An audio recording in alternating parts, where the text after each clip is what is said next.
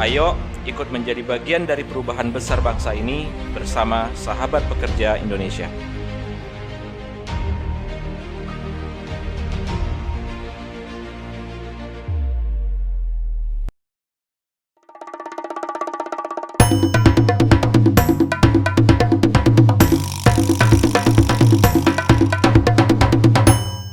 Terus ini Bang, ini juga menarik nih sebenarnya. Mungkin kalau kita ingin membangun Indonesia itu kan tentu butuh sumber daya.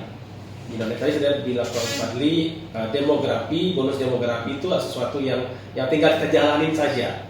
Tetapi kan jadi masalah itu ketika bonus demografi ini surplus, tadi tenaga kerjanya itu mandek semua, artinya secara kompetensi nggak kompeten, secara keilmuan tidak bagus, kan jadi beban kan. Nah itu gimana itu ke depannya Bang? Kan ini kan 2021 nih, 5 tahun dari sekarang paling tidak. Apa nih langkah-langkah kita agar bonus demografi itu betul-betul kita nikmatin, bukan sekedar pasar ya? Ya, jadi memang pendidikan itu sangat penting ya. Jadi makanya ada, kalau di abang kuliah di universitas yang basisnya ke pendidikan, ada jurusan pendidikan anak usia dini gitu. Karena memang pendidikan itu memang harus dari usia dini disiapkan. Jadi sebenarnya setahu saya Badan Pusat Statistik itu dulu punya punya sebuah program itu, kalau bisa, bukan Badan Pusat Statistik ya, tapi BKKBN ya.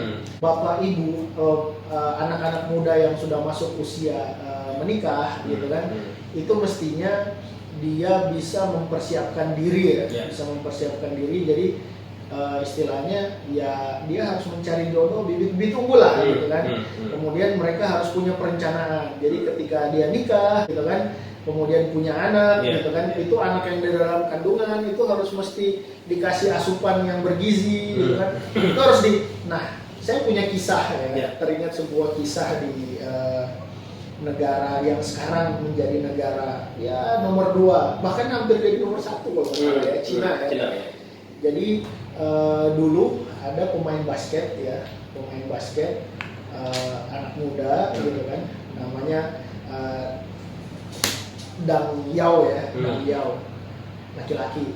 Kemudian ada pemain basket putri namanya Dang Fao. Dang Yao dan Dang Fao ini juara gitu kan, bibit-bibit unggul pemain basket.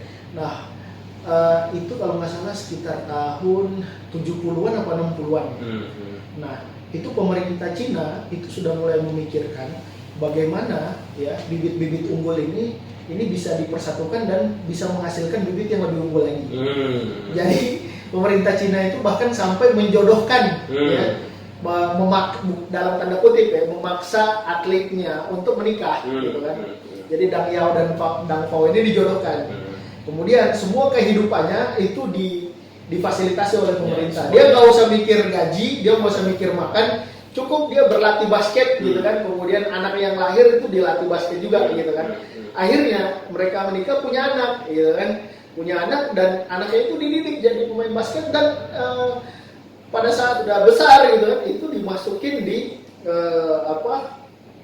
di klub basket dunia gitu, NBA gitu, namanya Yao Ming. Kalau kita lihat itu tingginya itu hampir 2,5 meter kalau nggak salah Yao Ming itu. Jadi jangan salah, Yao Ming itu lahir berdasarkan perencanaan. Yes, bukan by accident gitu. Tapi by design gitu kan. Jadi dengan desain. Nah, sehingga ya tadi gitu kan, pemerintah Cina itu tahun 60-an sudah berpikir seperti itu. Makanya wajar kalau mereka hari ini itu bisa menjadi negara maju. Cina dengan penduduk yang 1 miliar lebih ya, bahkan hampir menjadi 2 miliar. Dulu kita memandang Cina itu adalah negara paling jorok di dunia. Kenapa? Ya ini mohon maaf ya, bukan ini fakta, karena beberapa teman-teman saya yang pernah belajar dan sekolah di Cina, apalagi di Cina daratan, itu kalau toilet di sana itu masih lebih jorok daripada toilet di Indonesia gitu kan. Karena penduduknya saking banyaknya gitu kan. Tapi pemerintahnya pada saat itu ya saya nggak tahu ya, apakah karena mungkin kita perlu pemimpin gaya-gaya pemimpin komunis otoriter gitu kan, sehingga rakyatnya juga mau dipaksa gitu kan. Nah memang memang susah untuk merubah kebiasaan. Tapi kalau kita nggak betah ya akan terlena dengan ini dan kita akan terdegradasi menjadi ya Indonesia mungkin 2030, 40, 50 ya tinggal nama aja gitu kan. Nah, jadi seperti itu. Jadi planning ya itu desain itu penting. Oke, berarti untuk membuat tenaga kerja kita kompetitif dan lain-lain itu kita benar merencanakan. Harus direncanakan. Jadi gitu ya dari sisi kebijakan pemerintah harusnya punya peran. Ya, Jadi ya apa sih gunanya pemerintah? Ya itu untuk mengatur rakyatnya. Makanya rakyat juga harus mau mendengar gitu. Jangan dikit-dikit juga suzon sama pemerintah gitu kan. Makanya keberadaan badan riset yang ada di SPI ini adalah tidak semata-mata hanya sekedar untuk menjadi pemanis saja ya. Tapi juga kita memberikan sebuah data-data gitu kan. Jadi memang awalnya kita kan punya cita-cita ya bahwa kita punya organisasi itu berbeda dengan organisasi buruh yang lain. Jika ada apa-apa udah hantam promo aja gitu kan. Maunya jalan aja, demo aja. Tapi demo itu memang penting. Tapi di satu sisi ya kita sebagai kaum intelektual yang ada di SPI ini, kita juga harus memberikan second opinion kepada teman-teman bahwa ya ini loh datanya gitu kan. Kita harus punya kajian-kajian juga. Tapi bukan berarti kalau nggak ada kajian terus nggak demo juga, itu kita juga sepakat gitu. Jadi itu sangat penting. Data itu sangat penting. Data itu mahal. Bekerja tanpa data lebih mahal. Masuk oil pun sekarang yang menggantikan minyak pun ya data, big data.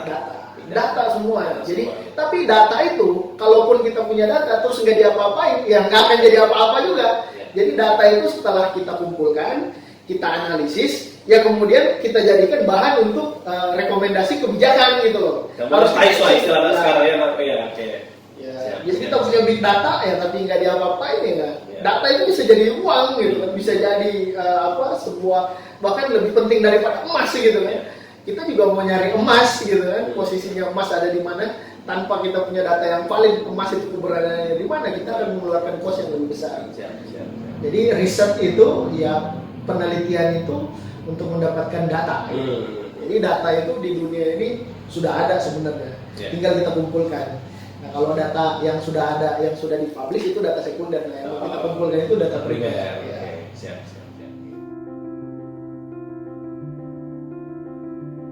Berawal dari sebuah keprihatinan demi sebuah harapan untuk sekedar hidup layak dari para pekerja, kami belajar untuk memberdayakan diri kami sendiri. Kami bahkan belajar untuk mengadvokasi sahabat pekerja secara mandiri. Kami telah memulai kolaborasi proyek teknologi informasi, lokakarya sahabat pekerja, dan expert sharing dengan menghadirkan pekerja profesional di bidangnya.